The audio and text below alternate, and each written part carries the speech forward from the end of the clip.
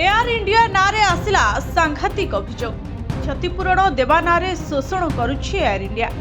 मिछ कागज पत्र रे दस्तखत पाई मृतकों परिवार उपरे पकाउछि चाप। अहमदाबाद विमान दुर्घटना अड़ुआरे एयर इंडिया। मृतकों परिवार अभियोग क्षतिपूरण देवाकू खेलुछि एयरलाइंस। मगा जाउछि व्यक्तिगत और आर्थिक तथ्य नदेले दिया जाउछि धमक। चाप बढ़िबारु कोर्ट को द्वारस्थ मृतकों परिवार। एभली किछि अभियोग जणे कि दुई जण नुहे पूरा 40 परिवार अभियोग करछते। एही अभियोगकारी हेले लंडन ने रहुतबा किछि भारतीय और किछि ब्रिटिश परिवार जो मानको संपर्कीय जून 12 अहमदाबाद विमान दुर्घटना रे प्राण हराइछते। ब्रिटेन एक नामी लॉ फर्म स्टुअर्ट एही 40 जन परिवार को अभियोग आधार रे एयर इंडिया विरोध रे मामला लड़ुचे।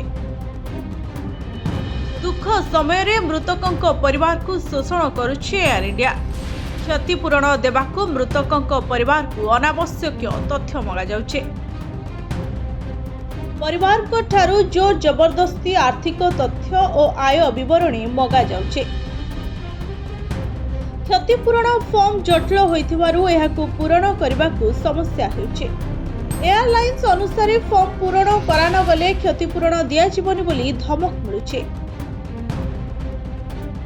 मामला लढुथबा वकील फॉर्म पूरण न करबाकू परामर्श दैछते। 40 जन परिवार को अभियोग परे ब्रिटेन कोर्ट रे नुआ मामला आरंभ होइछे। अहमदाबाद विमान दुर्घटना परे मृतकों परिवार पाई एयरलाइंस क्षतिपूरण राशि घोषणा करथिला।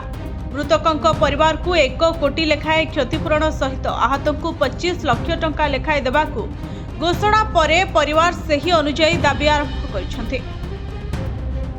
फॉर्म पूरण समय रे जो समस्या देई गति करछन्ते ताकू नै बड़ अभियोग करछि लॉ फर्म।